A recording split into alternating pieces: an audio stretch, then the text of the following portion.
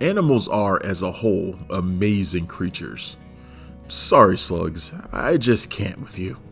We as humans love seeing them in our entertainment, be they scary, heroic, or just being themselves. This is no more obvious than when it comes to man's best friend, our beloved dogs. Dogs are special. Dogs manage to grab hold of hearts and imagination in ways others just can't. Maybe it's the kinship we as a species have had with them for thousands of years. Maybe it's because they, by their nature, are social creatures who have a pack mentality, and if they like you, you'll know. Dogs in the world of entertainment tend to become legends, and you know them by name. Lassie, Rin Tin Tin, or Cujo. Okay, Cujo may not be the best choice here, but there's one dog that became a TV legend, whose name we never actually learned, and that dog was the Littlest Hobo. The Littlest Hobo never had an actual name that we know of, other than some just dubbing him Hobo. Almost every episode he'd get called something new by the character he'd join up with, usually tied to their meeting. Smoke, Einstein, it didn't matter as he'd move on after saving the day without a word, or a bark. Today on Gone But Not Forgotten, we're traveling up north to Canada to look back at the classic series, The Littlest Hobo. So let's get moving.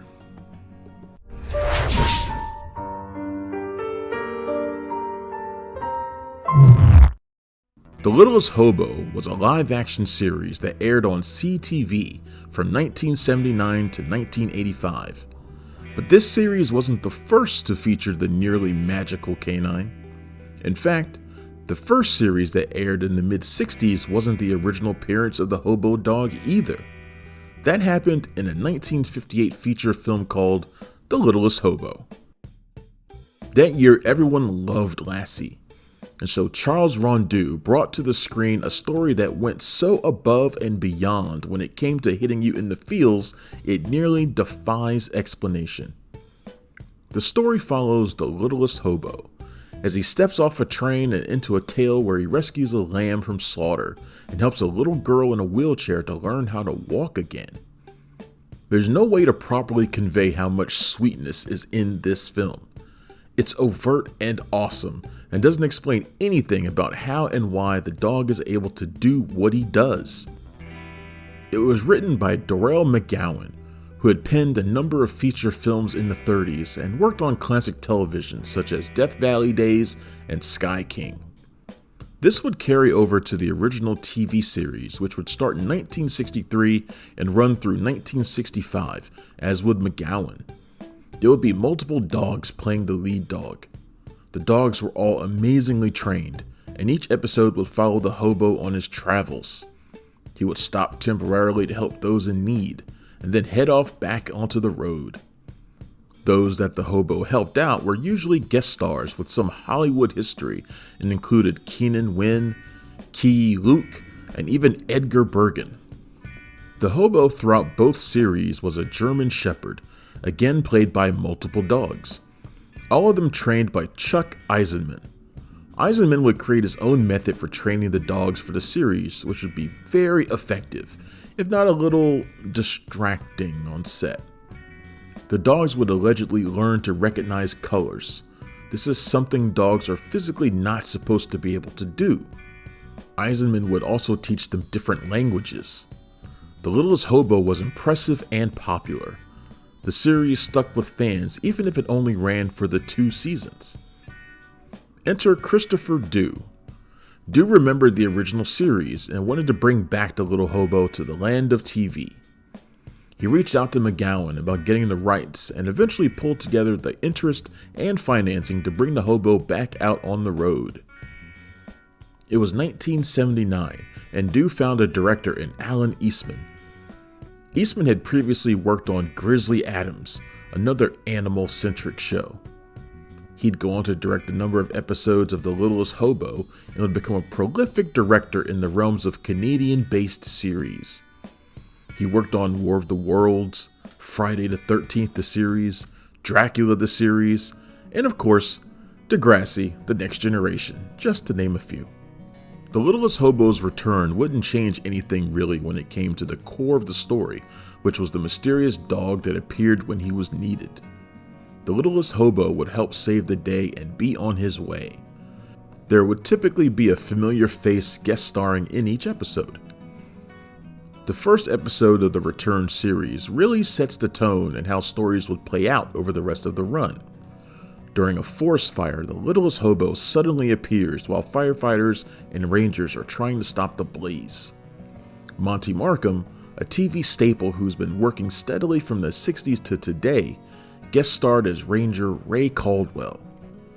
The Little Hobo delivers to Ray multiple cougar cubs that he's rescued from the fire.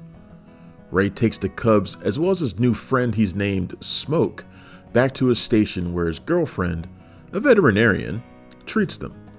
Fun fact, Smoke is also the name of the first episode.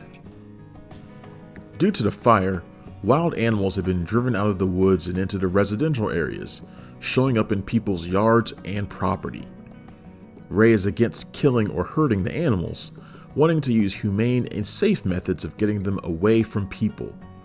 But that's not the method a local store owner wants to use. Seeing it as an opportunity, he starts selling clamp traps and rat poison to everyone, with his guarantee this will stop them. I mean, it's rat poison. Of course it will stop them. Ray discovers this after a local woman calls about creatures under her house. He and Smoke head out and find the creatures are skunks. Smoke, meanwhile, saves the woman from snapping her leg in half on a trap that she set out in her yard. She tells Ray that Mr. Rooker, no, not that Rooker, has been directing everyone in town to use the far more lethal and harmful methods. Ray does not like this and heads out to confront Rooker.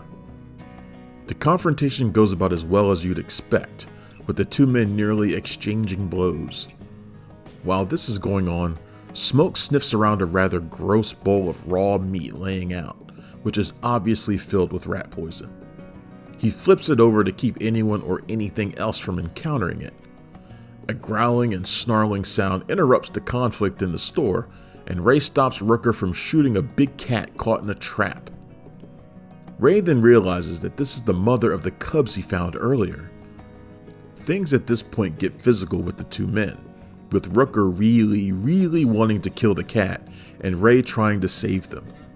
Smoke walks off with Rooker's rifle and Ray gets the better of him. You don't mess with Monty Markham. Ray takes the big cat back to the ranger station to get it mended.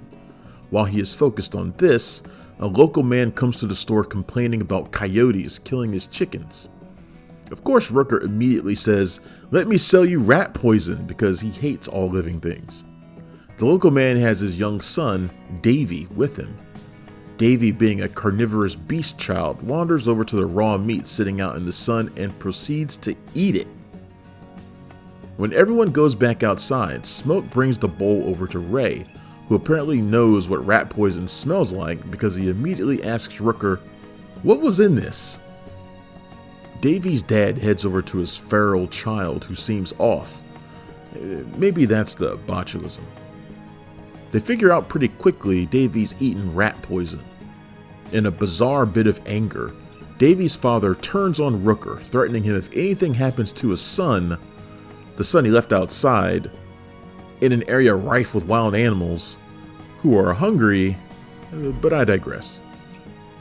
Ray, Smoke, caring dad, and a now unconscious Davy head to Ray's veterinarian girlfriend for help as the local doctor is out of town. It's a small town. Rooker follows, feeling guilty and at fault. Though again, I'd say Daddy had more than a little to do with this. Davy isn't doing well, and since he's in a bad way, Susan, the vet and temporary doctor, doesn't want to move him. Calling the real doctor, she asks if there isn't some sort of antidote. They don't have the drug there. The doctor can't get to them as apparently the only bridge over there got burned out. Again, it's a small town. Ray, as it turns out, has an airplane used for fighting fires, and he tells the doctor to meet him and he'll fly him back. Ray brings Smoke and they pick up the doctor, but There's a storm making it impossible for him to land at the airstrip. With Davy needing the antidote right away, and with the next possible landing strip 10 miles out, Ray makes a decision that's crazy. Crazy, but par for the course with the series when it comes to what Little Hobo can do. He straps a parachute to the dog along with the bag containing the antidote, and out the plane he goes. Smoke gets the antidote to Davy in time to save him after knowing how to unhook himself from his parachute. What? Rooker apologizes to Davy's parents. Susan is bottle feeding the cubs when Ray sorta kinda proposes and then notices that Smoke is gone. He calls for him but seems to realize this is just how it is. It's a bittersweet moment as he tells Susan, "You know, I think he's gone. Same way he came. Out of a cloud of smoke. Out of a cloud of smoke." We then cut to the Littlest Hobo trotting down the road on his journey. The Littlest Hobo was filmed around Ontario and at some points Toronto. The series was shot on video, which means the quality isn't the best to watch these days, but oddly to me that adds some charm to the show. According to Eastman and others who worked on the show, Eisenman's training method on the set was a bit intense to be around. He'd yell commands at the dogs during scenes being shot. It would throw actors off as they'd get confused on who was directing who. His methods worked, and it was his way of getting the dogs to stay attuned to what was happening and what they were supposed to be doing. But it's easy to see how that would be a bit much. Yet it worked. In an interview with Vice from 2015, Eastman said, quote, "Chuck's training method was based on teaching the dogs language. He maintained that he could train a dog at about the comprehension level of an 8-year-old child. He instructed the dog by basically talking to them. That was interesting and effective." The dogs were amazingly smart, but even these dogs had limits. Thankfully, this was realized by the director. In the same interview, Eastman talked about the parachute stunt from the premiere, and oh boy, to quote another wandering traveler, Eastman had been sure the dog could do the stunt, but they decided to do a trial run instead. Here's how that went down. Quote, "We got a very realistic German Shepherd dummy made up that we could put into the parachute and threw out of an airplane. I had 3 cameras on the ground to shoot the parachute jump, and of course they threw the dummy out of the airplane from about 2,000 feet, and of course the parachutes never opened. It just came straight down 2,000 feet and made a 3-foot deep hole in the ground. I was glad I didn't insist on using the dog for that one." Other than the insane talents of the Littlest Hobo, there were the numerous guest stars in the series with actors like John Carradine, Andrew Prine, Abe Vigoda, Patrick McNee, and DeForest Kelly, just to name a few. One major thing that sticks in people's minds about the show is the theme song. Written by John Crossan and Terry Bush, you will not forget it. It will crawl into your brain and never leave. Maybe Tomorrow is catchy, sweet, a bit sad, and perfect for the story it introduces. Just turn around and I'm gone again. The song stuck with everyone that heard it. Fans of the series have kept the song alive, even showing up at the end of a Trailer Park Boys episode, sung by Canadian performer Nightingale Cummings. The Littlest Hobo was awesomely Canadian, and from someone who grew up in the States watching a lot of Canadian-based syndicated shows, The Littlest Hobo is a goldmine of familiar faces. Not only is Mike Myers in an episode, but other actors like Garrett Wynn Davies and the late great Chris Wiggins show up as well. Wiggins actually was in a couple of episodes as different characters. There's something about shows produced in the 80s that came out of the land of the maple leaf that are just damn charming. But The Littlest Hobo has something extra. The show was a mix of kid-friendly but also something for the entire family to watch. And while it could have come off as corny, it doesn't. And trust me, some of these plots are hilariously over the top and filled with plot convenience. Parachuting dog, everyone? But you'll accept it because it's just damn entertaining. Even though there are episodes that try to tell the story of how the Littlest Hobo is the way he is, being a super intelligent dog, we're never told how. It's kept a mystery, which honestly is how it should always be. Part of the charm of the show is the fact that you are left wondering just what the little hobo is. Is he just a dog? Is he a science experiment? Is he the reincarnation of a soldier, or is he actually some sort of angel? There's something to that last one, I think, because Hobo just always happens to be where people need him, as if by divine intervention. Maybe I'm reading too much into it. Maybe I just really see that in the dogs I've had in my life. But I dare you not to watch this show and not get choked up a little at some point when it comes to the magic that is a loyal and loving dog. And now we come to the part of the show where we ask the question, should Littlest Hobo come back? And I emphatically say yes. The original series and the return series all had something different from the other dog-centric shows like Lassie and Rin Tin Tin, and that was the fact that Hobo was the only returning character every week. He traveled and we had new faces every episode. Hobo was a mystery because he didn't have an owner, and in the times that we're still in, seeing a seemingly magical dog come along and help save the day for someone like this is a balm for the soul we need. Just going through and watching episodes of the series on YouTube was relaxing. It made me smile and cry maybe? I don't know. You weren't there. You didn't see anything.